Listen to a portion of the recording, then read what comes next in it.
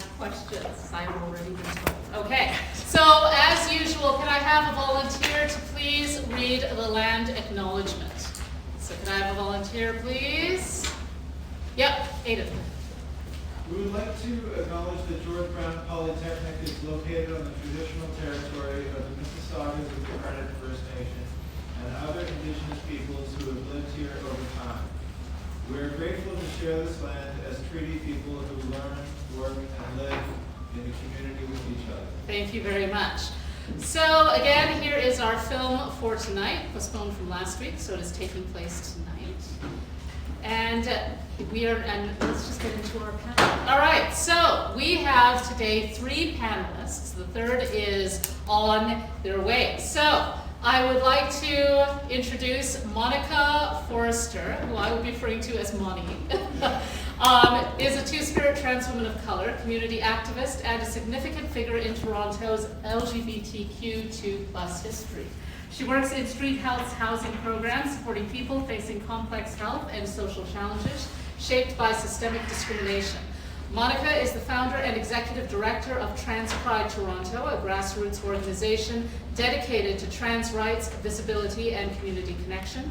She also supervises evening outreach with Two Spirits of the First Nation, supporting culturally grounded, community-led care. Next to her is Monica Pierce, is the drop-in program manager at Weston King Neighborhood Centre in Toronto's Weston Mount Dennis community. She oversees low-barrier trauma-informed services, including daily meals, harm reduction, clothing, showers, and participant-centered advocacy supports. Monica works closely with staff, volunteers, students, and community partners to create spaces that meet people where they're at, grounded in dignity, accessibility, and anti-oppressive practice. She is deeply committed to neighborhood-based care, sustainable funding for frontline services, and systems change that recognizes that care prevents crisis. And our third panelist, who is on his way, is Devin Thompson, who is the Dreaming and Engagement Coordinator at the Toronto People with AIDS Foundation, or PWA. He will be joining us. So please let us welcome our guests.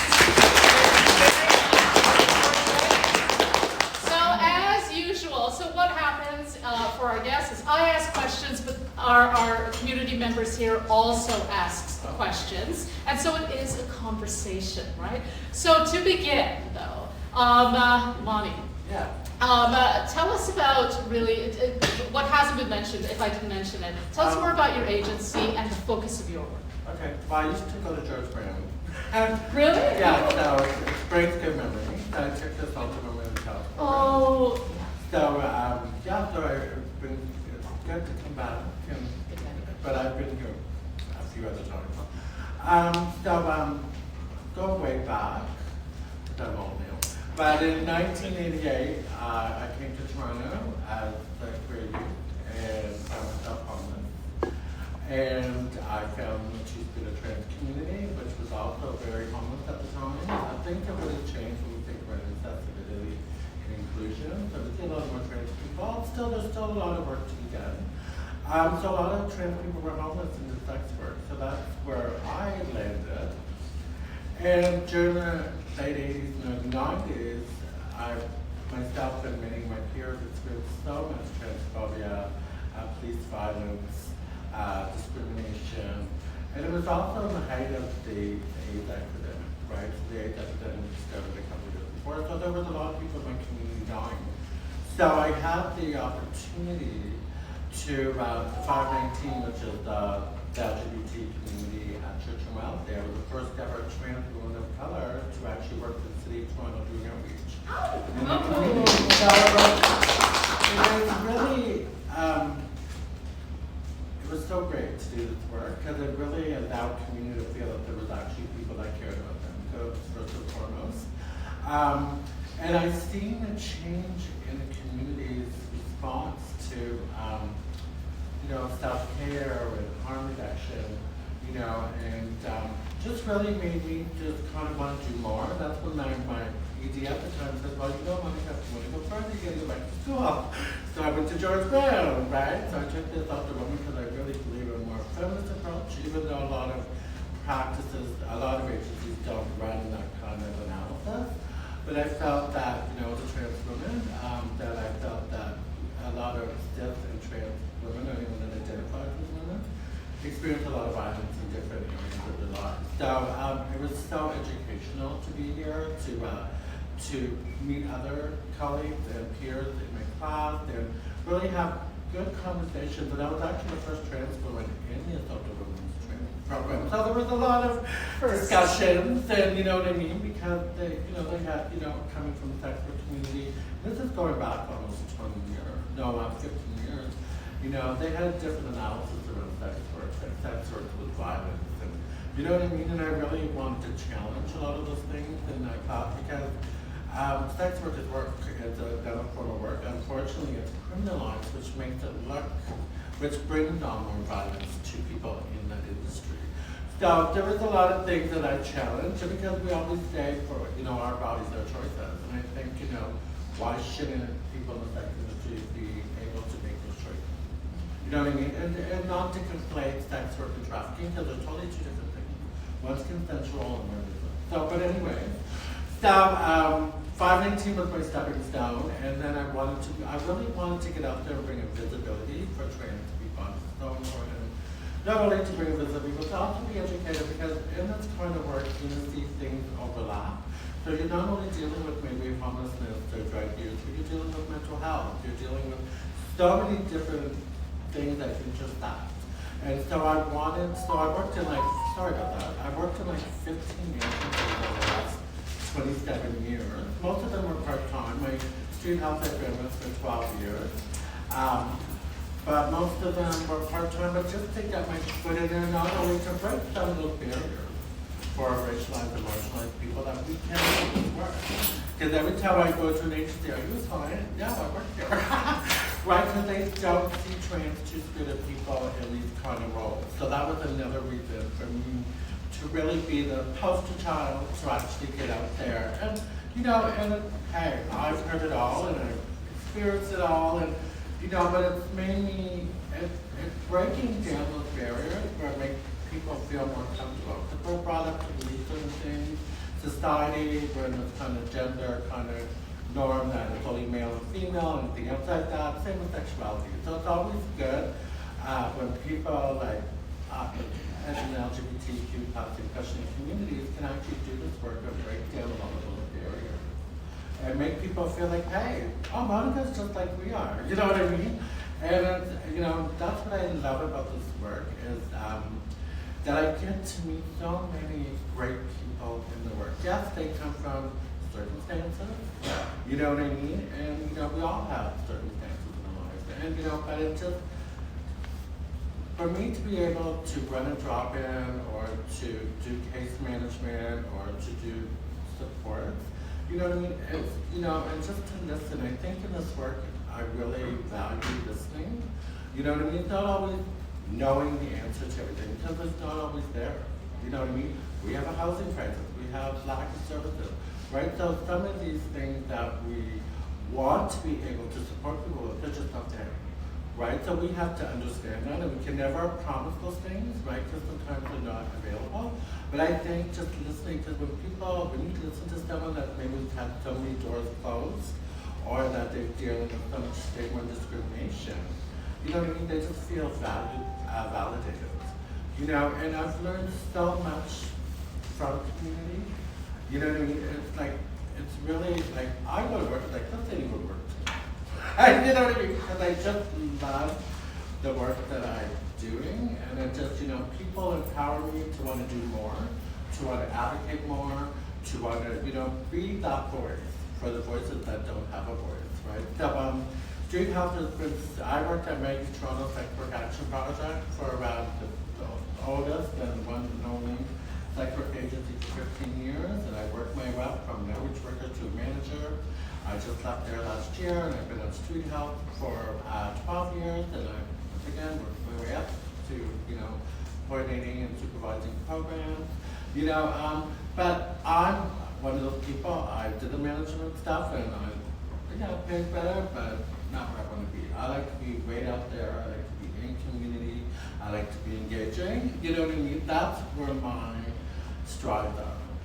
You You know, that's where I know I can make change and where I can do good work.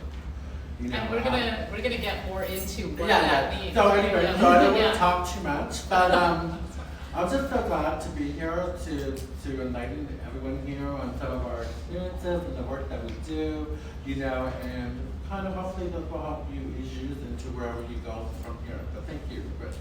Lovely, thank you. And I'm gonna let Devin catch his breath, but Monica, so tell us about your agency and your focus. Hi everybody, so my name is Monica. I am the drop-in program manager at the Weston King Neighborhood Center. We're a drop-in center that's located in the west end of the city, so near Weston and Lawrence, and we are in a little bit of what's called a service desert. So if you are in a drop-in center or a shelter that's located downtown, you pick up a rock and throw it and hit another drop-in center. Like there's a lot of agencies that are able to support each other. You know, if one drop-in center closes, another drop-in center is open, and people are able to shuffle around to get different experiences and go to different locations. The one that I work at is in a little bit of a different situation. We're the only thing in our area. I was trying to help someone get to a warming center the other night, and all warming centers were over an hour away, and I'm sitting there with this individual who's in psychosis and was on a substance, looking at him going, there's no way that you are getting downtown. You are not going to navigate, no matter how many times I zoom in on this Google map and take screenshots of places to go, you're stuck in the West End, and this is where you are. So our center offers a wide variety of things with the aim of being as low barrier as possible. So you can walk in, it's completely anonymous. We do have a sign-in sheet so we can give the city those good stats that they want. But there's a couple people that sign in as Queen Elizabeth. We got some people that just give us X's. Like everything is purely at people's own pace when they come to the center. We offer 3 meals a day right now because we have an extended hours program that is provided by the city. And we are one of the drop-ins in the city that is funded by the city. So our funding comes through the Toronto Shelter and Safety Services support budget, which if you're following the city budget right now, so again, we do everything that we possibly can to make it so someone gets comfortable when they walk in. A lot of times folks will show up at my office and they go, that's it, Monica, I'm ready. My life is changing today. I am getting housing. I am getting a family doctor. I am quitting. This is it. This is me. And I've got this nice little poster up on my wall that has a picture of a tower. It's like, this is everything that you can do. And then the picture next to it is just a couple bricks. It's like, this is everything that you can do today.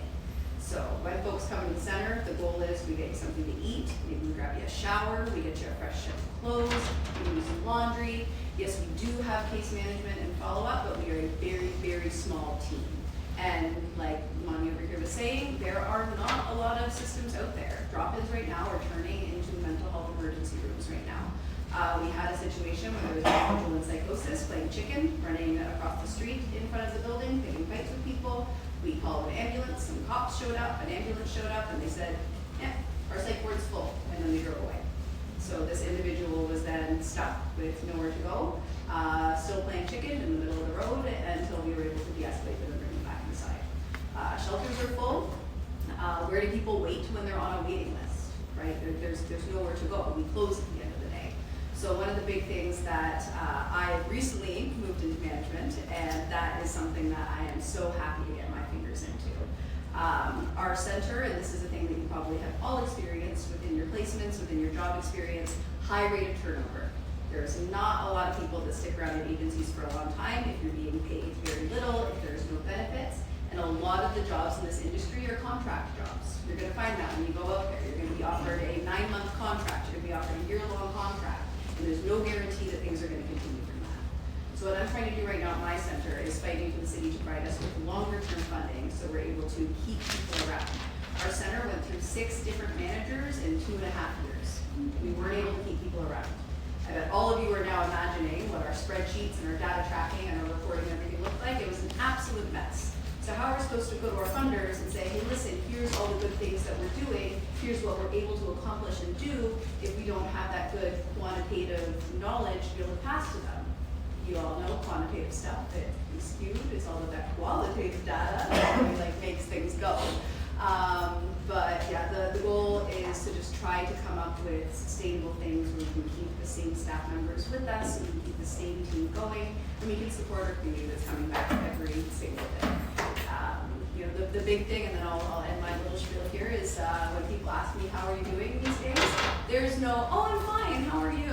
No, anybody who asks me how I'm doing these days is getting a nice long political rant about how they have to vote, and you gotta pay attention to your community, and you gotta pay attention to the funding, because things are bleak, things are dark, and you know, you can only do so much staff wellness to keep people energized and going and appreciating our communities.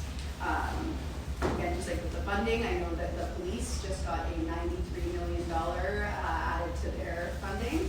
Went to a rally a couple weeks back, and one of my unhoused participants actually pushed their way to the front of the crowd to see Olivia Chow and said, "Excuse me, Ms. Chow, why are the police getting $93 million added to their funding?" And she went, "Oh, well, 91% of that is going to staffing." And he goes, "That seems like a gross misallocation of money, if you ask me." And they got claps.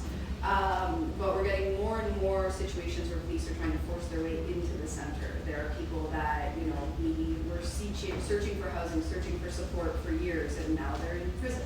And they are folks that are dealing with complex mental health disorders. The reason I got involved in this work, my brother's autistic. I come from a very, very privileged background.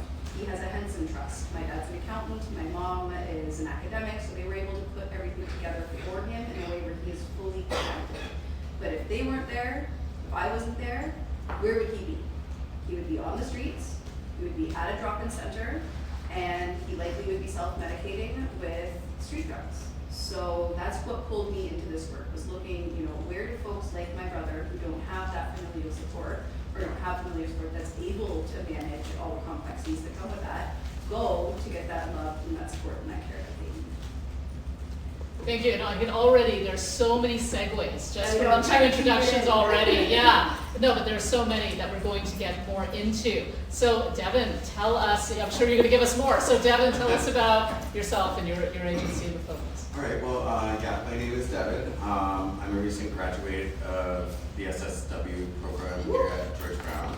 I guess my starter story, I guess like how I got into this is as a client.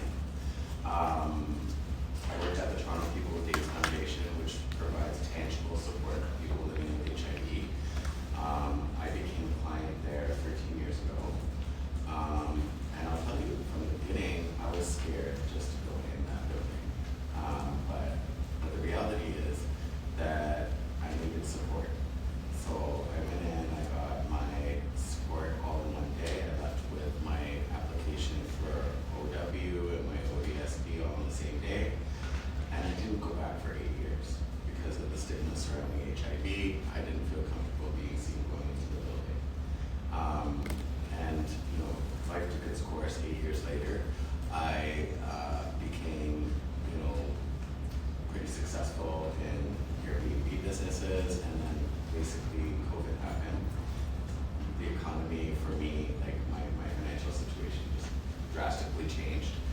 I ended up going into kind of a dark space in my life, and it kind of compounded with, you know, the type of work I had to go back to, and the drugs and depression and, you know, suicidal thoughts. And, you know, a friend of mine called me and said, "Hey, I just found out I'm HIV positive. I don't know what to do." I took him in. I, you know, sat through it, the whole intake process with him, and watched just the relief kind of enter the room. And from that point on, I was waiting at the entrance and seeing all the people that were in there. I'm like, do you guys work here? And they're like, "No, we're volunteers." And I'm like, I want to be a volunteer. And you know, I went and started volunteering, and suddenly I had a reason to get out of bed in the morning. And suddenly I wasn't alone. I was dealing with having HIV for 8 years on my own. And you know, suddenly I had a community, suddenly I had support. And if somebody saw me going in there, I'm just a volunteer, wink wink, right? So I felt safe to go in. And you know, I realized day after day going home, I felt good about myself again. And I found purpose in my life, because you know, my old dreams of having a bed and breakfast in South America just kind of went out the window, right? But suddenly, you know, I found purpose, and I asked what I had to do to work here. And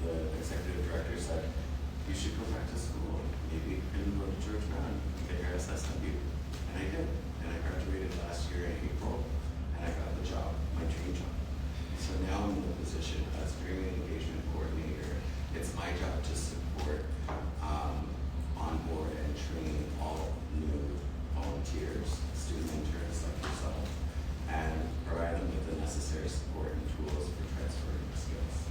And the program, and the other piece of my job is supporting all the programs and services that we offer at PWA. There's a lot of moving parts at PWA. I'll start with, we provide casework. So casework can run it branches off into different directions. There's mental health support. There's help getting on social assistance. There's help with immigration. There's help with housing, and we have, other opportunities within the realm of my job are also providing meaningful engagement for people who are also members, right? So, and for me, it's like the piece de resistance, because I get to kind of, have that impact on them the way that PWA had an impact on me. And so I love that I had that chance to do that. The other programs and services that we offer, our flagship is our food bank. So we provide, food security for and it's become such a situation where our volunteer program, my program, heavily relies on volunteers to keep all of these programs and services running. And a lot of the times, the majority of my volunteers are newcomers to the country, and some of them are also members, right? So food security is basically for everyone. So kind of finding that balance where we can kind of support them and support our members in such a way that doesn't breach confidentiality of our members has been kind of what we're looking at. So another flagship program we have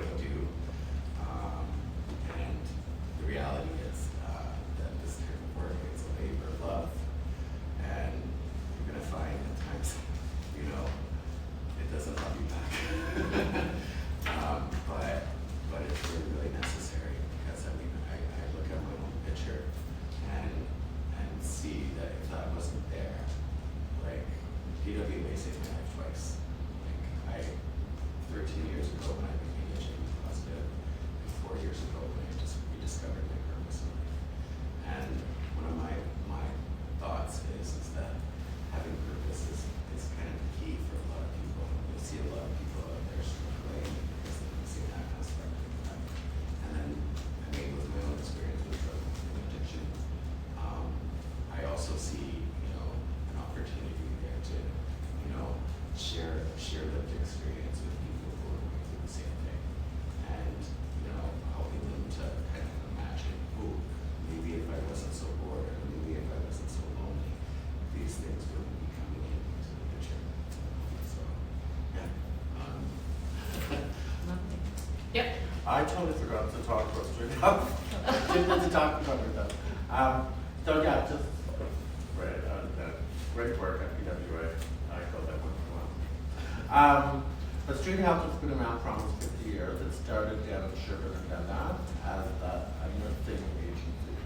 So for a lot of, everyone's been up to Sherbourne and Dundas, a lot of housing, a lot of homelessness, a lot of drug use, etc., etc. So they've actually kind of evolved over the years. So now they have an OPS. We're one of the only ones, well, besides Fred Victor in the area that does overdose prevention. And we are not funded, but we have an exempt from the federal government because the board is trying to get rid of all the OPSs and trying to implement treatments and so forth. We also have a harm reduction program, which is really instrumental getting out there, bringing people into the agency. So a lot of outreach actually lets people know about the services that are going on. We have weekly drop-ins for all different types of different people. We have a weekly trans drop-in, and we have just a regular drop-in. And we do one thing that I love services to do partnerships. So we do a partnership with Fred Victor, right, and stuff like that, or we'll do a partnership with Getaway or whatever, etc. We also have a case management team. So the case management team allows people, but there is a criteria. You have to have mental health, addiction, or homelessness to be part of the case management. They take them on board. They identify the needs, and usually get housed, find doctors. It really depends on the individuals. Then there was also, we had a social enterprise going on. So I was part of that. I was the mentor. So we haven't really tried to get community involved because a lot of people that are homeless or marginalized or racialized or dragged, they always, and I felt the same way. I was nothing, or I felt like I couldn't do anything.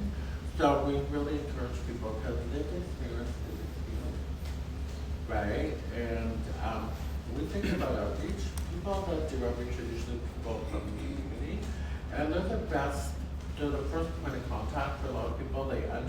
One thing I've seen, and I'm saying not all people because there's a lot of great people in this kind of work, but when you have an additional life experience, it really allows you to connect more with people that you're engaging with, right? So not saying that all our experiences are the same, because they're not, right? We all have, but some of the situations like homelessness or addiction or whatever that looks like could be the same, right? So we really encourage people in the community to start working on kit groups, making kits, educating people around drug use and how to use drugs. You know what I mean? This is how I started. I started as a harm reduction outreach worker, and it allowed me to build skills, but also use a lot of my personal skills. You know what I mean? To engage with people. Because a lot of people in community have been discriminated and stigmatized. You know what I mean? So a lot of people fear or don't trust services because they feel that they're going to be let down or they're going to be, you know what I mean? So our team, we really encourage community to be a part of that process. We have a social enterprise. Unfortunately, we kind of got more funding. But it really allowed people to use their personal experience, but also as one of the mentors and facilitators, we do like a 14-week, once a week, just training on like harm reduction, conflict, all those different things. And then they built that knowledge with their own. Then we were actually sending them out to different agencies where they would do work, right? So a lot of this work, really, there's a lot of people, like when you get into whatever service you get into, you're always gonna see, you know, the disadvantages of people and what they're going through. But it's so important for myself to validate that, but to give opportunities. So what I'm doing now is I'm running a coffee group. It really allows, because I work in we also have a housing. So where St. Clair's is a multi-housing agency that has buildings all over the city. So the city, so they've had, since COVID hit, we've seen such a increase of homelessness, right? From different communities, racialized or marginalized communities. So the city actually leased a building at 877 Young by Canadian Tower, which used to be an old age home. They've actually, so St. Clair's took it over and then they subletted units to tons of agencies like Sisterine, Margaret, Nishnawbe Homes, all the different agencies. And then, so that's where I come in. So I go into harm reduction, because we have a lot of people that use, right? So St. Clair's is in harm reduction, which is really weird, but I gotta make sure all the supplies are there, but it's a great tool to actually be able to educate people that don't use drugs. So we get them involved. We do naloxone training. They do kit making. They get an honorarium because we know that, you know, time is money, and you know what I mean. But I run a coffee group, which allows people to engage and have conversations, meet new people. Because when we're going to spaces like this, especially coming from homelessness, people fear other people, right? Because maybe some of the things they've experienced, but also I worked in a shelter at Nellie's for well, that was my placement. And you know, so people transitioning into housing can be a lot of people. It's a time where people struggle, right? Because you remember they're in a shelter among a whole bunch of people, so they build community, they build family, they get housed. And then they don't know what to do. They either move everyone in from the shelter, which can jeopardize their housing, or they go back to the shelter, right? So a lot of my work is how do we maintain our housing, right? So we have supports there that actually make sure that, you know, that they're there to help them, make sure that they're paying the rent, budget, you know what I mean? Connect them to services. We have, I also have a Thursday group, which is for trans and women. And then I have my alternate week is for everyone, because women felt like they needed a space for themselves to kind of have those conversations and talk and stuff like that. And then, so like this week we're having Black History Month, right, to celebrate Black History. It's just a way to get community up and going again when they're dealing with hardship. You know what I mean? Getting them out of the shell. You know what I mean? And like I said, I love this work. It's the work that I like to be in. It's not work to me. It's like, oh, I'm going to work at birthday. You know what I mean?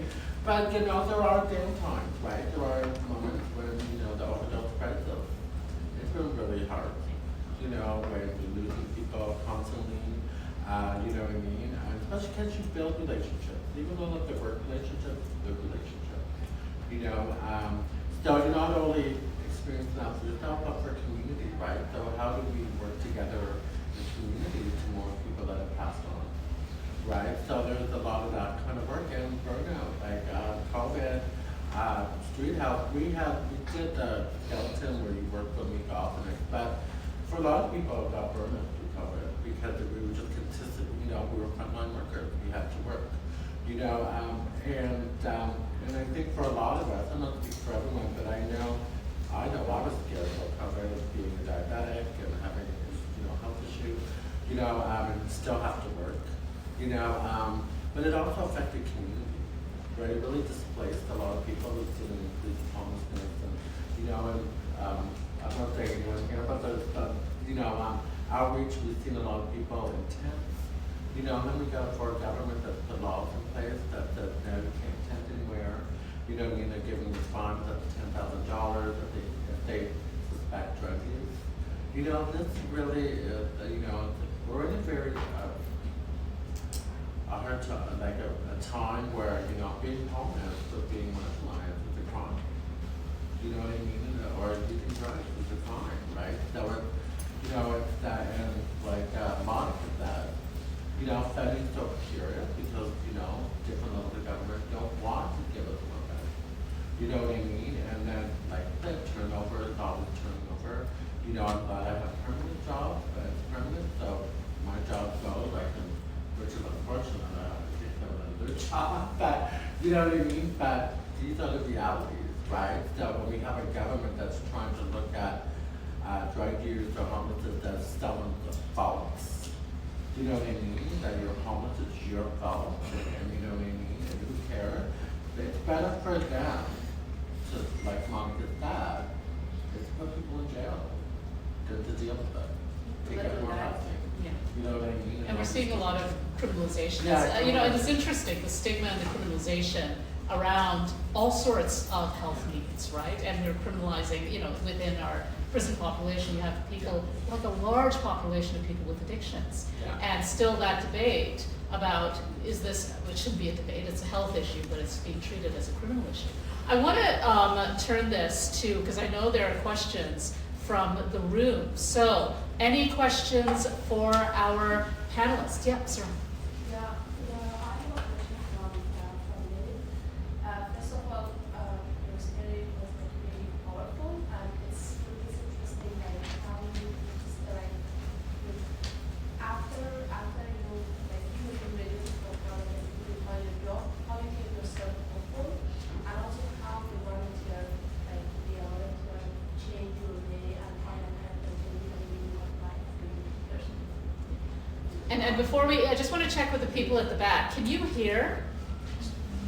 Okay. Oh, okay. So we don't have a microphone system in the room. So if you all could, our panelists could speak up to the back of the room, that would be great. So the question was how you were more like a How, first of all, before you graduate from college and find a job, how you keep yourself hopeful that you have a chance to find it because you don't pay? Because we know that Canada is a country and have a lot of opportunity in the first 5 days, okay, we have this offer on zero and we have to do these things, and then sometimes it's a lost their hope, and then they say, okay, this is taking the pay to go and find no opportunities. And the second thing is how do you be a volunteer, find for your kind of the real thing of life, and find your own way to be right now? well, first of all, I found that point in my life that I lost my purpose. I didn't feel like I feel like part of the reason why I didn't care so much about my health or my drug use was because I didn't have that purpose, or I didn't have a reason to kind of go forward. And then coming into that, it really helped. And then with my experience volunteering at PWA, leading to my internship there, leading to getting a job there, I remember getting the job and being so grateful to the management and just oh, thank you so much, thank you so much. And I remember, I won't ever forget this. What they said was, don't thank us. The community chose you.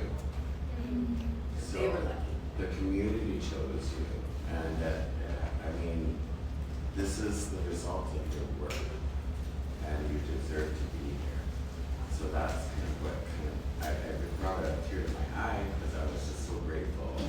But it makes sense, and now that I'm in that role, I'm like this stepping stone on the stairs for people to find opportunity in this organization. So it all starts with being in the right place, doing the right thing, and having a community behind you. And the more you leave a mark on somebody, they remember you. I can remember people who have done their intakes and I've seen their story just change 360 degrees. And having done so myself, that is what I do for you. It's seeing those people find themselves and giving them, facilitating opportunities for them to engage and dream. And that's my position, dreaming engagement. So it all makes sense to me.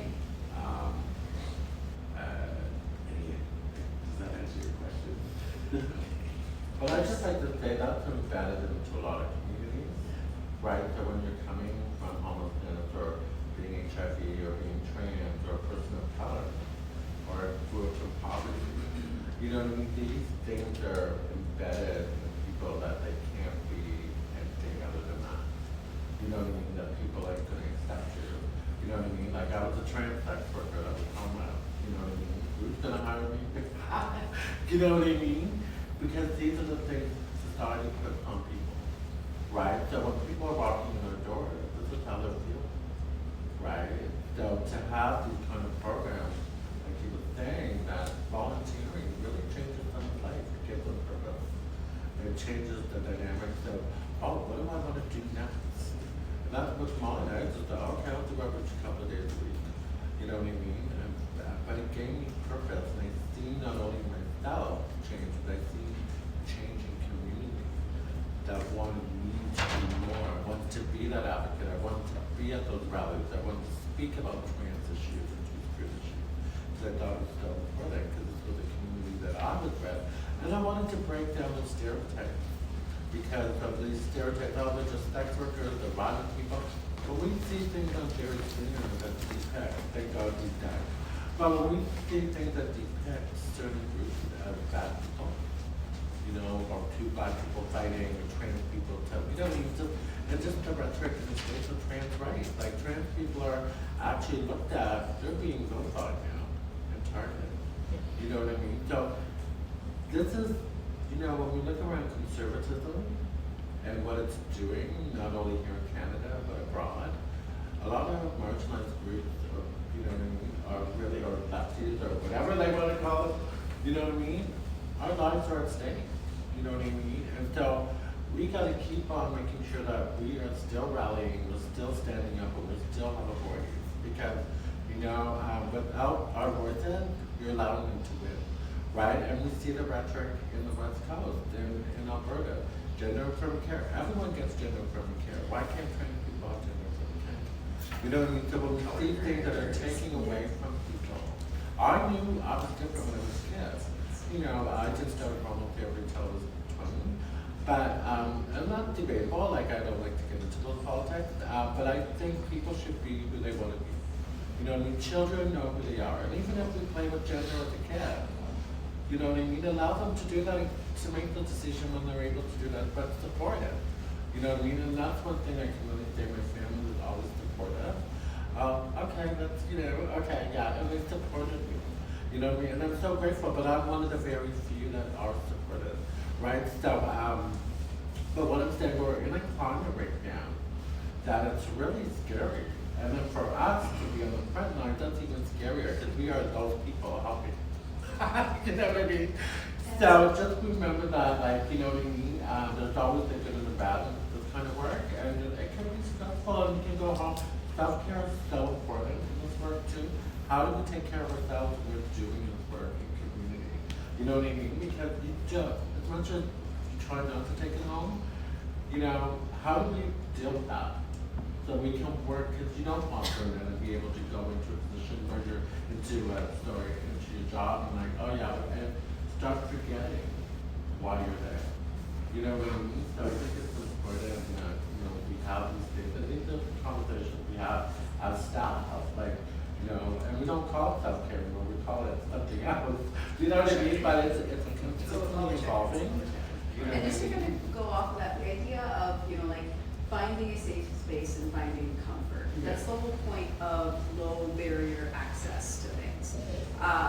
You know, we recently had somebody that didn't really like the way we were running our center, and so submitted a complaint to the city and said they're letting all these crazy people in. And it's like, oh, well, first of all, let's revisit that choice of language. And, you know, let's take a second to think, like, why we do allow escalated behaviors in our center. If there's someone who's in active psychosis or in crisis, and you just say, okay, you gotta get out. You take them out onto the street, and they're gonna be on the street in active crisis and psychosis. So, you know, the goal of having a safe space, I've started to turn it into safe-ish space. I can't control what comes out of people's mouths. Like there's currently like an individual at our center who is in psychosis psychosis and they're constantly saying slurs. And yeah, we gotta work with them. And if they are shouting slurs at the top of their lungs in our dining room, they gotta leave the space. We can't make the space unsafe. But at the same time, we need to make sure that we're working together with those people. And if there's someone that coming up to me and saying like, I don't really like the mental health in here. This is my quiet space. I don't want to deal with any of this. I say, I completely understand. There's a library right next door. You have the ability to access the library. You have the ability to go to a coffee shop. The folks that really need the service here and really need a welcoming space where they feel like they can come back and they feel like they're accepted and part of the community, those are the folks that we need to really make sure we're centered on. And that's the thing, because it's hard. It's hard to maintain a welcoming space for everybody. It's not possible, but you do have to make sure that you are targeting the folks that need that little bit of hope and need that safe space that they can come back to. Do we have, yeah, Aiden? Yeah, Monica, you just spoke to this a little bit, Monica Pierce. Yeah. You just spoke to this a little bit, and talking about the kind of constituent who was talking about, all this crazy stuff going on and whatnot. Now, Weston Lawrence is a service desert for a lot of other services. To what extent do you and the other panelists blame NIMBYism for the lack of mental health supports in the far reaches of the city? Ooh, you got me. So, right now, again, a lot of it has to do with like who you're voting for. So within our specific ward, Ward 5, Frances Nunziata, I will say nice things about. She is extremely anti-poverty, extremely anti-people, very focused on, just like patting the pockets of the dear friend Rob Ford. But there was an increase in violence in our neighborhood last January, and there was an increase in shootings in the neighborhood. And her response to it, she's like, don't worry everybody, I was on Facebook, I've got this, I'm gonna solve the problem, I'm gonna give more money to the police. Now the shootings were happening on Sundays. Sunday's the only day our center is closed. I'm not saying opening up our center on Sundays is gonna stop all gun violence in our neighborhood, but maybe we take a look at some of these trends and we take a deeper look at it and we try to figure out ways that we can support our communities rather than just consistently jailing them. The increase in police in our neighborhood ended up with somebody getting a $500 ticket for sleeping at the GO station. If that guy had $500, he would not be sleeping at the GO station. So a lot of the NIMBYs, again, that vote against the people in the community that need the most amount of support, we end up with representation that does not support the people. The front of our church this summer, there was a couple guys that started camping out in the front of the church. And at first we were kind of just, allowing them to hang out in that space. I'm really, if anybody has a better way to say don't shit where you eat, I'm trying to come up with a better way to say that. But our participants don't shit where they eat. You're not going to sit out front of the drop-in center and smoke meth. Because if you do that, you are going to get recognized, you are going to get in trouble, and then you're probably not going to be able to come back to that drop-in center. So there were guys that were smoking their cigarettes out on the front, they were sleeping there at night, and we had a bunch of folks that started writing to the city saying that our drop-in center was bringing ne'er-do-wells to our community. And they started writing to our representatives saying, we do not feel safe walking here at night because these guys are smoking drugs and they're attacking us when we walk by. So I talked to the guys and they say, yeah, I smoke drugs, but not here. I smoke cigarettes here. I'm not silly. I'm not gonna ruin my opportunity to be able to access the center. I'm not lying to you. I do smoke drugs, but not here. I'm smoking cigarettes. So there ended up being this big ball of intertwining lies about what was happening in front of our center that ended up having our representative contact another community organization to say, can you talk to them? Because I don't think they'll listen. So we ended up responding by getting those folks housing, which was really lucky because it doesn't usually happen like that. And that ended up solving the situation. So we were able to respond to the political folks that were coming at us and saying, hey, listen, the reason why they're no longer there is they had our supports. So if you want people to not be visibly poor, then why don't we come up with ways to support people so people are not living in poverty? Don't just ask people to hide. And that's one of the big ones, is everybody wants just all the poor people to hide, and if we don't have to see them, then they don't exist.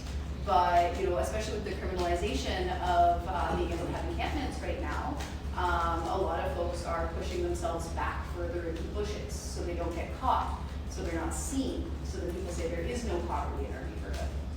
We even had we're right next to a Shoppers Drug Mart, and they reached out to me and they said, oh, Monica, your participants are always stealing from us. They're always coming in and stealing from us and then going back into your center. So let's make a deal. How about every time someone steals from us, our staff will come over and then you ban them from your center? And I said, no, because the reason why people steal, the reason why people get dangerous is because they're desperate. And our center supports people so they are not desperate. We feed them, we clothe them, we make sure they're clean, we give them supportive people. If someone steals from you and then they come to our center and we kick them out, guess what they're gonna do? They're gonna keep stealing from you because they're not gonna be able to access the things they need. So what was being stolen? Bread, toothpaste. So I said, awesome. How do we start donating those things to us? I'll give you a tax receipt so those items are paid for. And then if you catch someone stealing from you, you can say, hey, I get it, shit's tough. Weston King, right next door. They will give you the things that you need. And then they stopped responding to my emails. But there is a lot of pushback and a lot of blame for us bringing the problem to the neighborhood, not providing the support that the people in our neighborhood already need. Thank you. Yeah, sorry, I hit a nerve there. Yeah, there you go, yeah, and NIMBY, just NIMBYism, just for those not in my backyard, so the not in my backyard crowd. Dewey Meyer. Oh yeah, okay, this is not a question for, I guess for all of you, but specifically, Monica, you spoke about how workers in drop-in centers have like different working conditions than at shelters. And I remember with some folks with social planning in Toronto, they were doing research into this, and so it made me really curious. So for you, like, what do you think is the differences of like shelter workers and drop-in workers, and like what do we need to change about how drop-in workers are employed to make it like a better situation? So that's really interesting, and I wouldn't say that shelter workers have a lot better of a situation either. A lot of it is contract work, especially with the warming centers right now. It is a contract, you get to work from this month to this month, and then after that, there's no work. Good for you. Now, I've never worked at a shelter specifically, but so that there might be able to be a little bit of information here. My part-time job is a shelter worker, so on the weekends, I don't have a life. I guess it depends what shelter you're working at, really. I'm working at a hotel shelter, so it's like pretty much like an old age home at this point, where it's a men's shelter, and you look at like the economy and how we treat our elderly right now with pensions being like, you know, it's the systemic issues that are kind of contributing to all this. They don't have anywhere to go. We have a member or a resident who is in his mid-80s and soiling himself, and like, you know, he really needs to be in care. But it's like, you know, it's that delicate thing where, oh, we kick you out of the shelter, but where's he gonna end up? Right? So now our management's stuck with this situation where we have to try and find a situation. Just a bit louder. Oh, sorry. Yeah. So now our management's stuck with a situation where if we discharge this person, they can end up dead. And maybe they're better off dying with us, you know? And it comes to that kind of like delicate balance sometimes where you kind of have to make that choice. Is somebody gonna die out in the streets, or are we gonna find them a long-term care facility? Or are we gonna just keep them as best as we can and get the PSWs coming in and try and maintain? But with shelters, I mean, a lot of them are really dangerous too. Like we have LGBTQ plus shelters where we have trans communities fighting with each other because of cultural differences. We have people who are practicing modesty, for example, who are trans, discriminating against other trans women who dress more provocatively, you know? and then fighting physically in the shelter, and then ending up in discharge, having to go to places like maybe like more dangerous shelters where they can't even be their authentic self, right? Imagine a trans person being put into a men's shelter.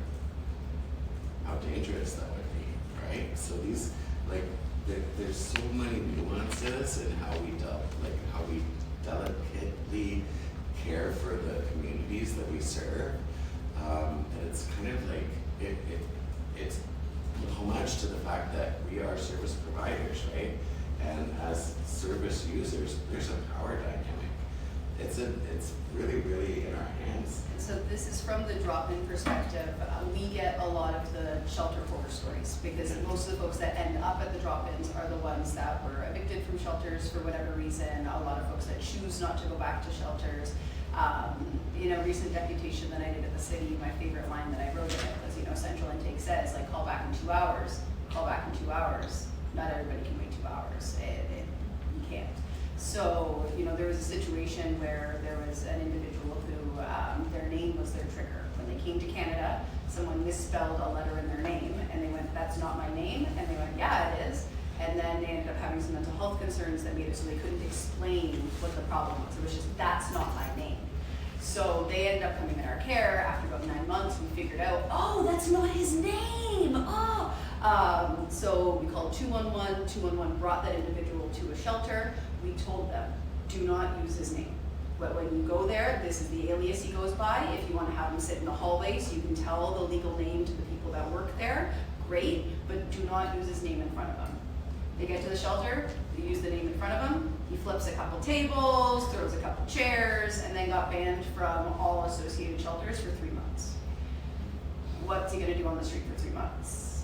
So it's hard because we try to balance things like service restrictions that we get at the center day by day. We really, really try to just tell people to take a break for the day.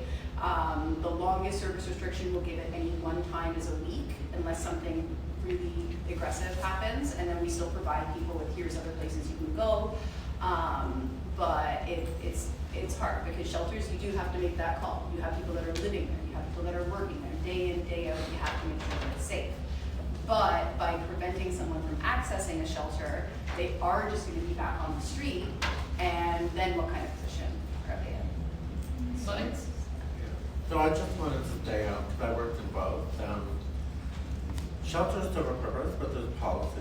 So everything's around policy, your economy, you have to come in at a certain time, get to eat at a certain time. So it can be very restrictive for people, where people just feel like, why should I have to come in before midnight, or why should I have to do this and do that? I personally I love working in a shelter just because I was working with the children, but I didn't like the whole thing around the shelter. I would not work there because I felt like I was telling people what to do all the time. That was kind of like being in prison, right? It's just like another way of just another, you know what I mean? Just because I'm really loud, I'm going to repeat what you said, because I'm really loud, so I'm going to repeat what you said, because that was really important. Yeah. But yeah, shelters are all time-based, right? Yeah. Your meal is at this time, you need to get back by this time, and a lot of our clients don't even know what day it is. And it was just so important, I wanted to make sure it was repeated. Yeah, that was. it's a good reminder to speak louder. Yeah, to- but also to, where our drop-ins are low barrier, and they're also, we work through a restorative justice approach, because we know that people are dealing with so many different issues out there. So when someone's freaking out, we're not saying it's okay to freak out, but we always have to sit back and think, everyone that, even we all have trauma, we may not say we have trauma, but everyone has trauma, right? And so a lot of people that we're working with have trauma from police, from whatever that could look like, from relationships to family. You know, so when someone's freaking out, first thing that goes to my mind is, okay, there's something going on. They could have been, these could have kicked them out of where they were staying. They could be withdrawing from drugs. They could be hungry. You know what I mean? These are just little things that make people's moods change. So we, in our agencies and the agencies that I work with, which is so important, is to say, hey, we're not going to kick you out of the space. Like, if you can leave and come back when you're able to have a conversation. And some people come back the next day, some people may come back in a month, But it allows them to give it notice to them where they can come back and let's talk about what happened. Because to have a conversation, to kick someone out of a service that's vital for them, you know, because that's what it is. A lot of these services are vital. To kick someone out or bar them, it's like taking off someone's foot. You know what I mean? They need that Access to the support, civilians. right? So it's really important to work through a restorative justice approach where, and the police, and there are some, like 51 divisions kind of taking that approach, where we're seeing like, she was people by sheep. Yeah. Okay, I just want to make sure the program is. That a lot of our community members are stealing from the corner stores or shoppers, and they're going to jail for stealing a sandwich. You know what I mean? Like food security, like I'm hungry and I don't have food, I'm gonna go steal. You know what I mean? Why are we putting in jail, people in jail for those things? So it's great that there are the new actually constable, he's actually LGBT, he's really worked really hard. I'm not saying all police are great, because I've had my moments, believe me. But he's really working hard to recognize how poverty and homelessness and drug use and mental health, how we shouldn't be criminalizing people. We should be supporting people. We shouldn't be putting people in jail. You know what I mean? How can we, so they've actually built this kind of wraparound service where they have these meetings and when they see people that are always in conflict with the law, they say, okay, well this person homeless, has food security, and the agencies will pick them up. Like they say, okay, I'll take them and work with this person for housing. I will make sure this person gets food every week. Right? These are the kind of approaches we need instead of criminalizing people. So like I said, going back to the shelter and drop-in, drop-ins are a little more low barrier and a little more accessible in a way that people can come and go when they want. You know, it really depends on the drop-in. But I found with shelters, I just felt that the places when we do our outreach, I'm looking at you. He's one of my places. You know, we hear these things all the time. I'm not going to that shelter. You know, I'm not going there because they're either A, B, 1, 2, 3. You know what I mean? I feel like I'm in prison. I've been in prison. I don't want to be there. You know what I mean? So, yeah, it's like I'm saying, it's great that we can have more beds and shelters, but I don't think people should be forced to be in those spaces. Right. Going off of, sorry. No, go ahead. We're all chatterboxes. Go But just ahead. going off what you said there again, like if you go to a shelter, you need to give them your legal name. Yeah, Like you need to give them that information about you. Not everybody knows their name at this point. Not everybody is comfortable with it. One of my participants spent 3 hours in the shower the other day because they're pretty sure that TPS put a tracking and a listening device in their bloodstream because of child support court. And so they will not get, it only communicates through writing down on paper. They won't go to a shelter because they're not going to communicate through central intake by writing on a piece of paper a fake name. So being able to have that anonymity and the choice is a big thing. And another thing that you mentioned that's really important is shelters are a little bit more bureaucratic. So the way that instant reports are filed, the way that things are kept on record, the people's files follow them in a way that they don't at drop-ins. Drop-ins, you know, don't really communicate with each other about participants because it gives folks the opportunity to be able to start anew at different locations. I don't know how downtown drop-ins do. There might be a little bit more internal communication. Shelters, document everything on SNIS. Yeah, so there's like an internal system that you have to do. And just the last sort of thing that I'll mention there about like staffing. This was something that I encountered over the past weeks. Like I said, we get a lot of turnover in our field of work. And so you get people that don't always necessarily know what they're getting involved with. I had someone that worked at our center for about a month, came into my office, she sat down in the chair across from me, sobbing, head in her hands, and she was, Monica, I have to go home for the day, I need to take a mental health day. Someone just called me a bitch. And I went, wow, that really sucks. You can't leave. But then I had someone come in the other day and threaten the life of one of my coworkers. Again, it wasn't a situation, this person, usually the people that are gonna make threats, they're fine. It's the ones that don't make the threats that are a little concerning. But she was really shaken. And it was a situation where I went, you know what, like we do have to use an ongoing judgment. If you get called a bitch or a whore, that's That's really sad. But you got to brush it off, because again, a lot of folks don't really know what they are saying. They're just picking at things to try to hurt you. But there are situations, you know, I had to ask someone to leave the center the other day. I came out and about $1,000 of damage was done to my car. So I took a mental health day the next day, and that was completely reasonable. But you need to be able to balance the difference between, you know, the things that you are able to shake off, the things that you aren't. And when you work in a shelter system and everything is documented and every day, like there are things that are taken in a more bureaucratic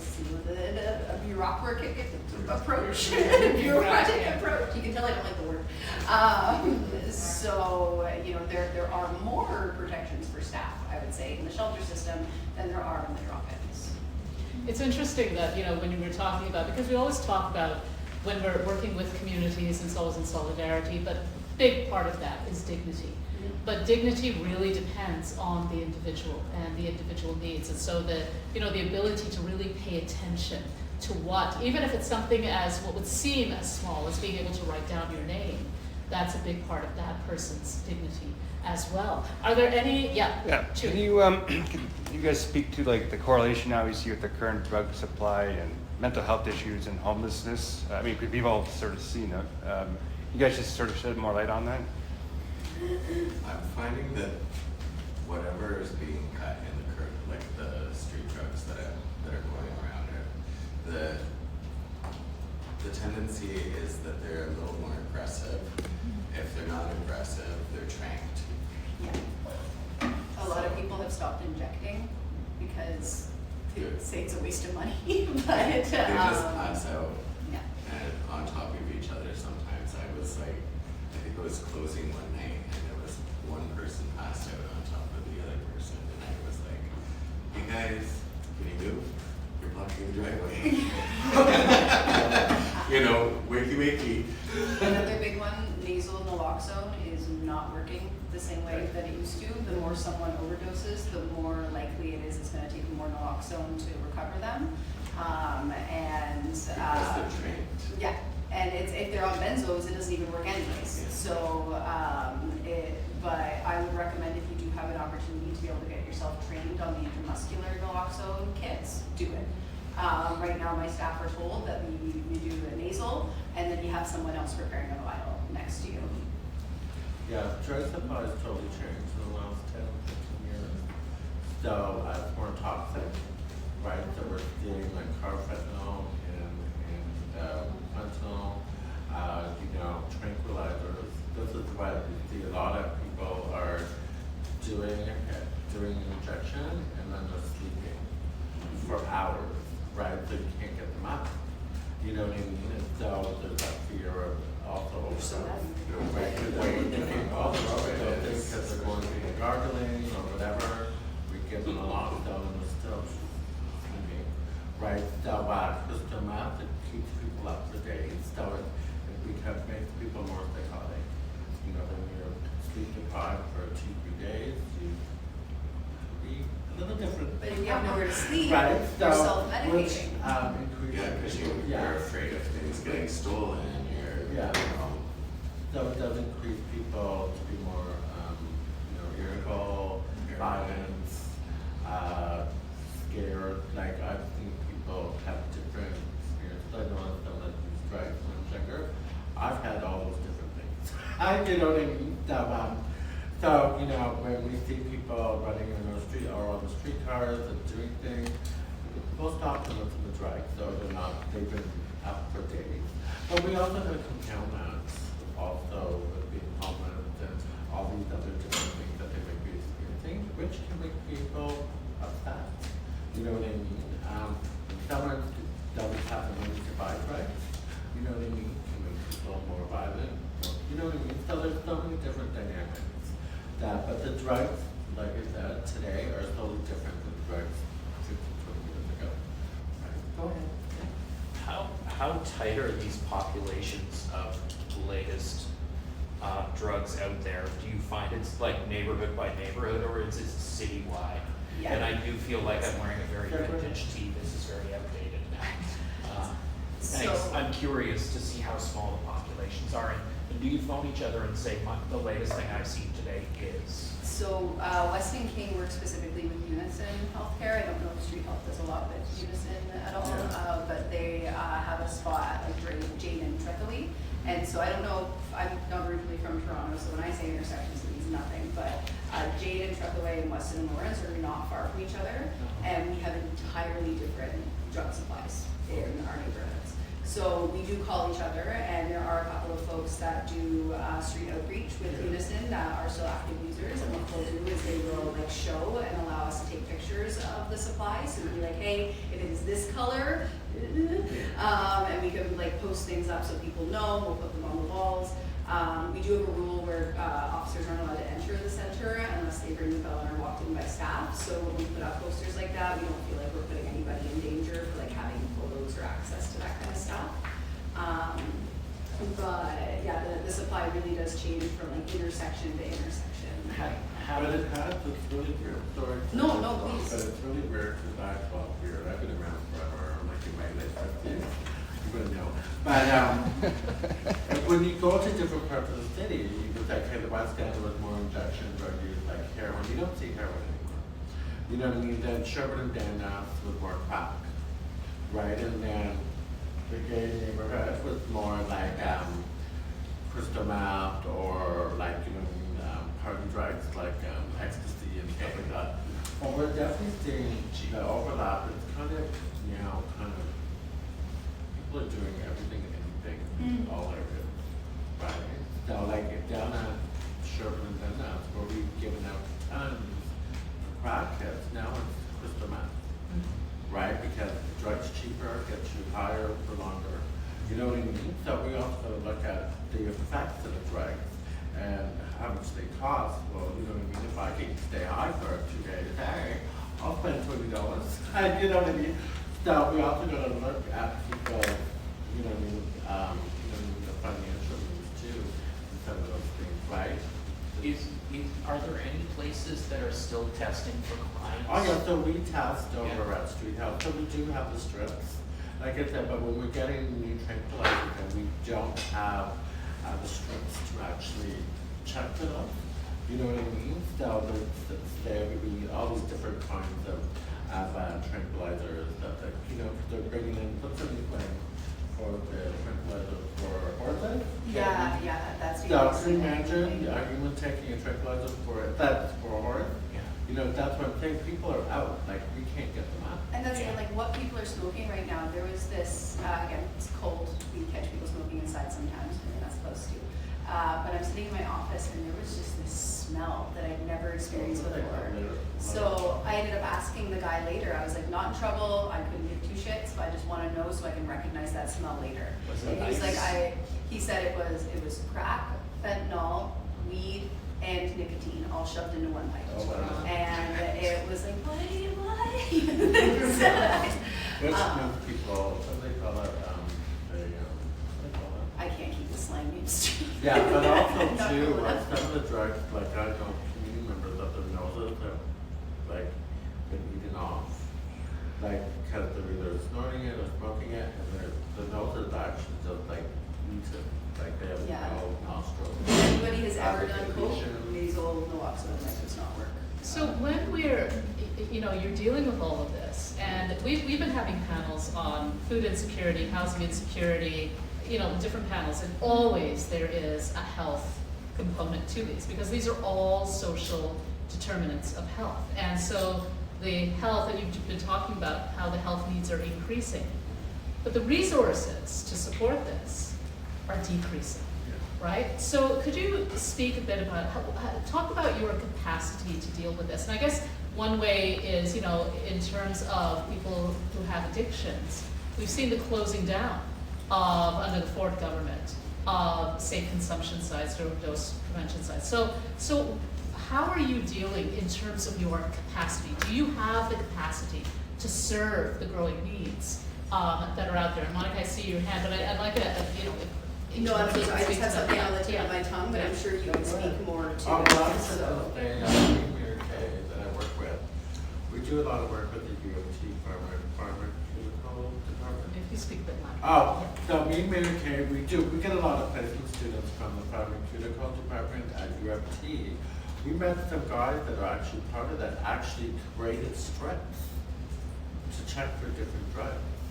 You know what I mean? So it's really connecting with different people and finding, you know, and we probably would have never met them if we were working with them, right? So we have like a partnership with them while we buy them, right? You know what I mean? They've created strips that test different kinds of drugs and stuff like that. But like I said, it's always evolving, right? So, but it's really having community conversations. You know what I mean? Making sure people know where they can get their drugs tested. You know what I mean? We really emphasize that due to the overdose crisis. You know what I mean? Really emphasize and making sure people that don't do drugs know about the drugs, know about how to reverse overdoses is so important. Having a buddy system. You know what I mean? There's so many different, and like I said, it's always evolving. We're always, so that's why it's so important how outreach is so instrumental to keeping agencies informed. Because without those outreach workers, we would not know what's going on out there. Because they're the first person contact. So we're listening to what people are experiencing, who's dying, what drugs are out there. You know, we're bringing it back to our agency, and we have, like I said, a wealth of different services. So the nurses are aware, how can we better our protocols? You know what I mean? Do we need to have more stuff in the opiates? You know what I mean? We're making sure that stuff that the opiates is, like saying about the drug supply, we're making sure we're out there in every team, making sure they're aware. Because people out there are the last people to know. They see it, but they're not knowing what's actually happening, right? So in this erosion of, the sort of the public health services and whatnot, it really is, again, it's you guys, it's communities that really have to step forward and fill this gap, and you don't have the opportunity. I mean, you can't shut down, otherwise you're the last game in town. And the hard part about it all is someone that works in the downtown east side, essentially, public health. Person that works in downtown east side or generally downtown, like public health is closed, and that was a very, a place where everyone went to. You know what I mean? So it's finding people too, because of the outreach teams, people are moving around because of being policed, right? So it's like, people are dying because we can't get to them to make sure they have the lockdown, that they have the information. So it creates these kind of, these situations where, we need more people on the ground. You know what I mean? We need making sure that we're really connecting and getting out there and making sure people know where we're at. And like 1 week we're over here, we're at the 519 because of the big drug, activity going on up there. Then we're down at Lakeshore, down at the tents in Cherry Beach, or we're at Dufferin Grove. And you know what I mean? And we're a small team, so you know what I mean? We're trying to get everywhere. You know what I mean? But I think partnership, and that's what we're doing in the downtown east side, is making sure that all the agencies in the area, that we're having conversations. So we're because that's one thing, a lot of agencies work in silos, where I don't know what you're doing, I don't know what you're doing. Like I know what programs exist, but you know what I mean? So we have to do our research, we need to be staying connected, we need to be doing partnerships, and that's what we're seeing with a lot of funding these days, is the city wants you to partner. So like I have nonprofit Transparent Toronto, so I've partnered with Two Spirits of the First Nation or these other agencies. City wants you to do these things because it's like, they don't think it's between, but they're also serving larger communities, right? So this is what we're doing nowadays and stuff like that. And we just had the other day Sage McMahon from Two Spirit. Monica or Devin, go ahead. Yeah, I was gonna say, a lot of the partnerships that we kind of explore is just kind of like, where can we have that opportunity to do a word referral? And then are we recreating the wheel? Like, are we recreating a service that already, like, as our NGOs kind of, evolve, we have to change with the times. And the way that funding works these days, I mean, we have like ACT Toronto, AIDS Committee Toronto, 2 years, closing at the end of next month. And leaving us, you know, as like, PWA being like, I guess now will be the largest agency, HAB agency in Canada. And the reason why we're still around is we keep adding programming, we keep adding services, we involve our community in making these choices, not for us, without us, you know? And having those consultations, having those group studies, and strategic planning, and having these meetings on the ground and getting those opinions and voices from the people we're serving is part of that. And as we kind of cooperate with other agencies, it's also kind of like, okay, we're going to cooperate, but what level are we going to do this? Because a lot of agencies, what happens is they'll be like, oh yeah, we're going to partner, and then it just goes like that, because there's got to be kind of some sort of exchange, right? Because we'll have people coming in here asking us, oh, we want to promote our new thing.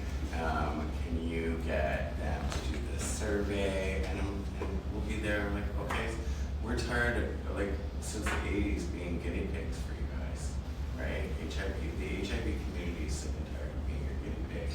What's in it for us? Where are you going to come here? What are you going to bring here, right? So it's kind of like one hand shakes the other kind of thing. And that's what we're trying to avoid, is building these partnerships that just fall out, right? We want to ensure, so we're being more intentional with who we work with. Because at the end of the day, you can go, oh yeah, we're going to do this, we're going to be, we're going to be friends, and then sometimes it just kind of fades away.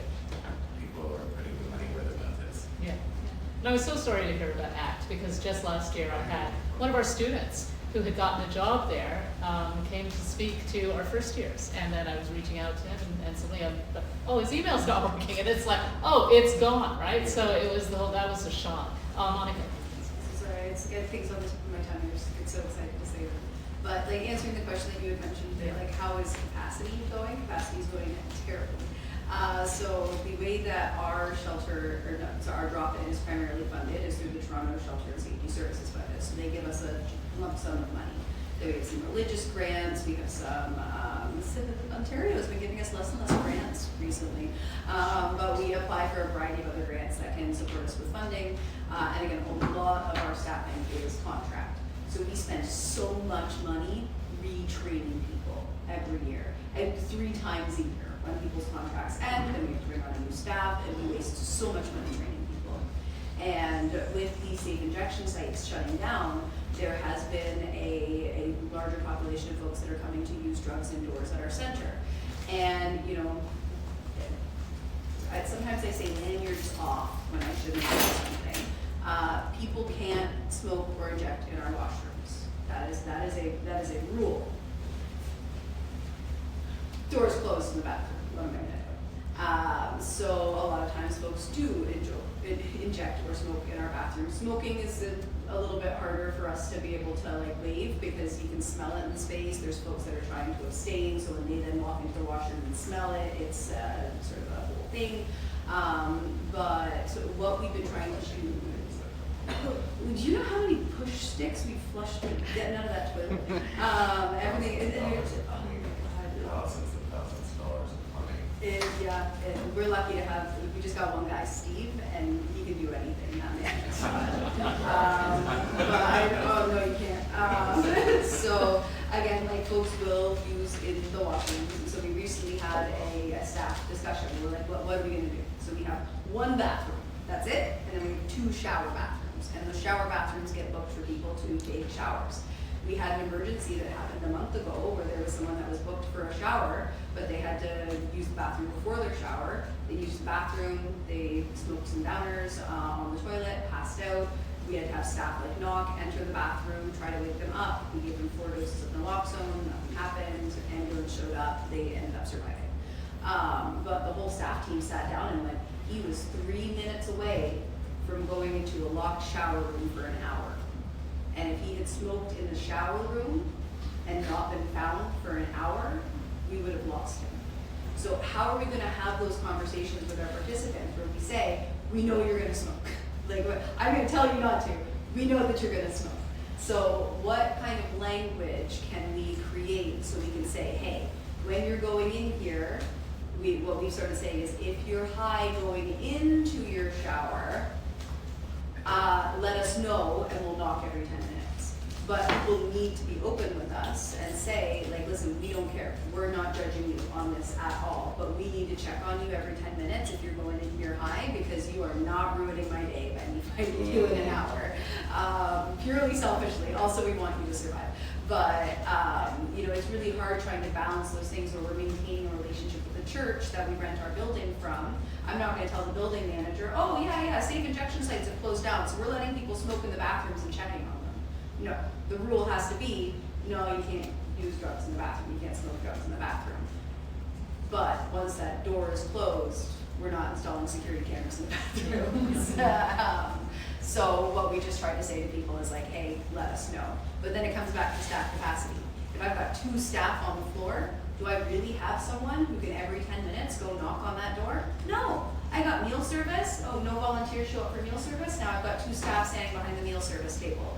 You can't leave meal service when you're serving 150 people to go knock on a bathroom door every 10 minutes. The way that our funding cycles get brought up again, TSSS, I think, is every 4 years. So the last time we applied for funding with them was in 2022.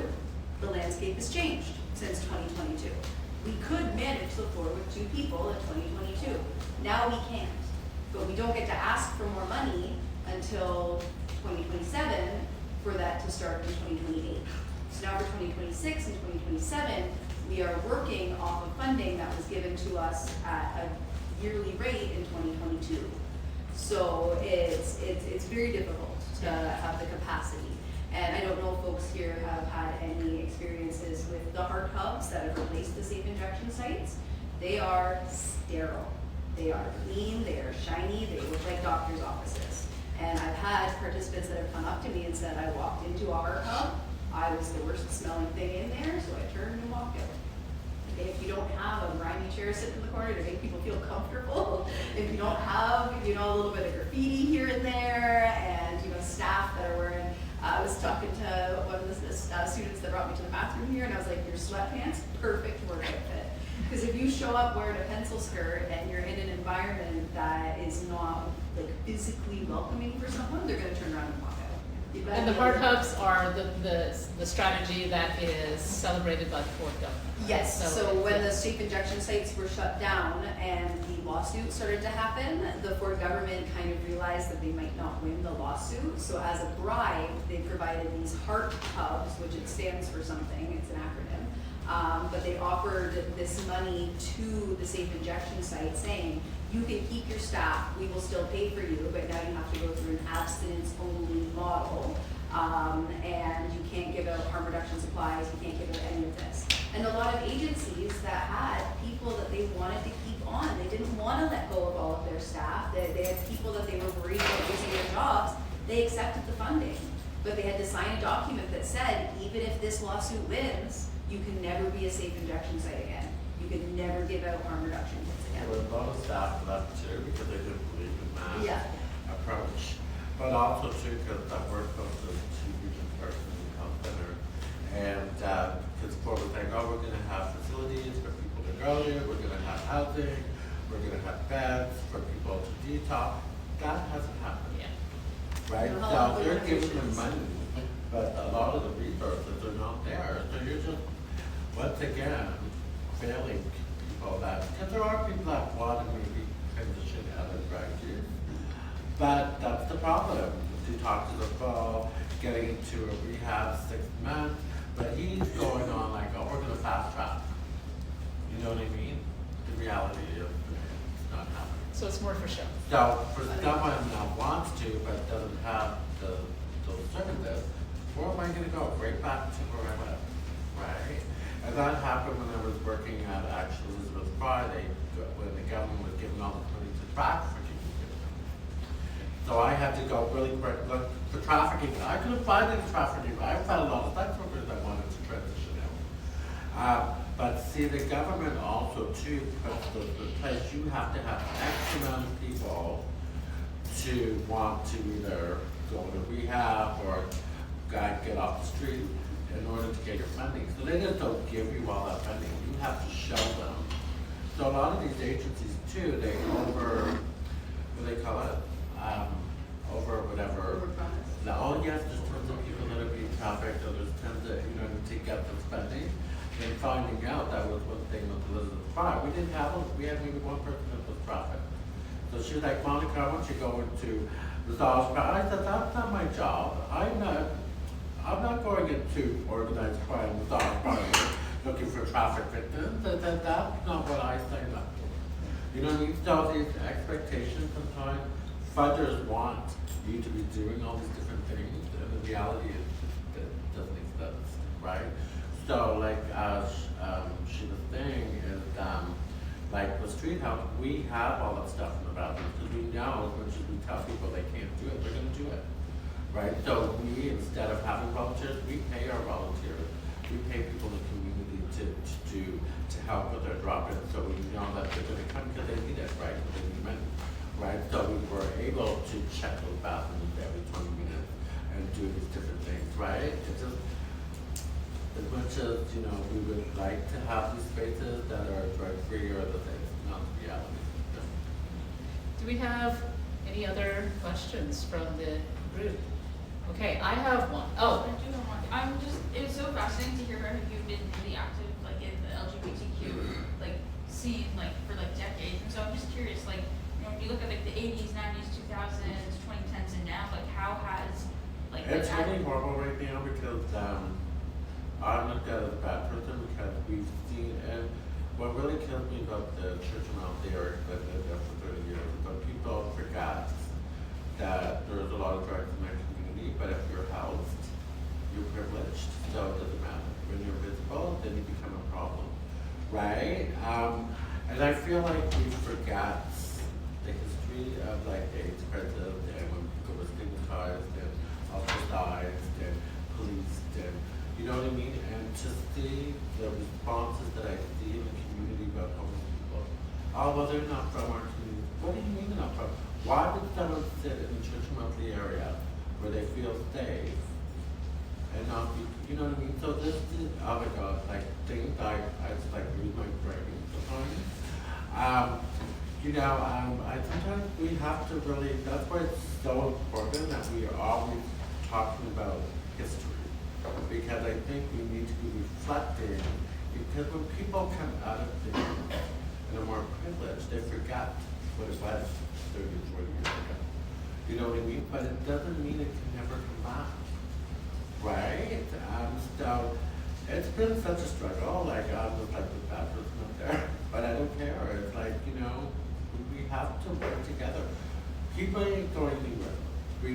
The government has gentrified our city so bad that, it was taking over corporate people to build condos, and we're seeing, look at all these condos that are not even being rented, right? But to say, hey, we're not gonna get social housing or supportive housing, you know what I mean? And it's like, realistically, like, we really have to, well, whatever, the government should, like, Olivia Child's trying with what she can, you know what I mean?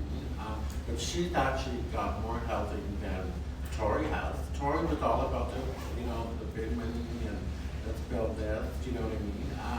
But it's really for the LGBT community, it's like, I get it, there's higher increases of deaths, vandalism, our parks are being overrun by drug use and people sleeping in them. But, that's everywhere. But, it's not gonna go away until these things change. When people are housed, we won't see all that drug use in the streets because people can do it in the privacy of their own home, right? So we need to fix these things to actually see other things happen, right? So it's very challenging, and for our chancellor, at first when he came in, he was like, he was kind of like didn't really realize that what was really happening in that ward, like, you know what I mean? And it's so hard as a counselor where you're ago. I just did it for change, but what I'm saying is it's so hard to be in a position when you got constituents from all different areas and all different beliefs and believe that this should be happening like this. How do you make people understand or like, we have to work together and we can too. We do things structurally, we do things right, we listen to communities, see what they need, how we can support people. I would say we need more night drop-ins. We need places where people can go. You know what I mean? And when we take away services and we see the trends of where people are hanging, when they're hanging, you know what I mean? We can reduce a lot of that visibility by making those services available. Right? So it's kind of, but it's so hard now, right? When you have privilege and you have money, you know what I mean? All they do now is police. You see security everywhere, police everywhere, and they're just moving people around. Like, this is how it goes. People are just moving. No one's going anywhere, or they're going to jail, they're getting out. You know what I mean? I don't believe in jails, I believe in abolition, but if we're gonna have jails, we need to have more support to transition people out of jail into housing, into like, you know what I mean? Yeah, we can talk about that, yeah. But again, it goes to this whole thing that we need deep structural changes in terms of all of these. And again, the social determinants of health, if people are securely housed, if they have food, sustainable food, food security, jobs, income, then health outcomes are going to be far more positive. But here we have our group of graduating community workers, students. And so there you go. Let's see how they do for the second half of this course. No, I'm kidding. But a final question to each of you.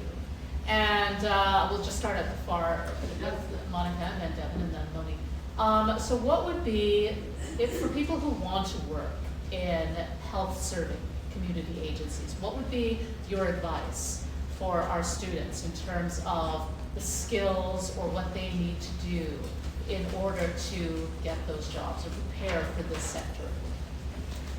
So I think the biggest thing that I would start with that has absolutely nothing to do with your careers at all is vote and understand the different levels of government and understand what the different levels of government do. Because you're going to get a lot of people that are really, really angry at the system that are going to blame the Prime Minister for everything. And it's really important to acknowledge where different streams of money come from and how you can make those changes. One of the coolest experiences I've had working is I've learned what deputations are, which is when the city budget comes out, you get an opportunity to speak to the city councilors voting on the budget and say, hey, these are some things that I think we should consider. They give about 5 minutes to do it, and I've done a couple now, and it's been a phenomenal experience to just get it on paper that there are people that are in the communities that disagree with the way the money is being spent. But when it comes to wanting to work in this sector, acknowledging your own personal ability to do it is okay. When I first started the job at Weston King, I took a lot of mental health days right at the beginning because it was an adjustment. I went from working in community centers, which are very focused on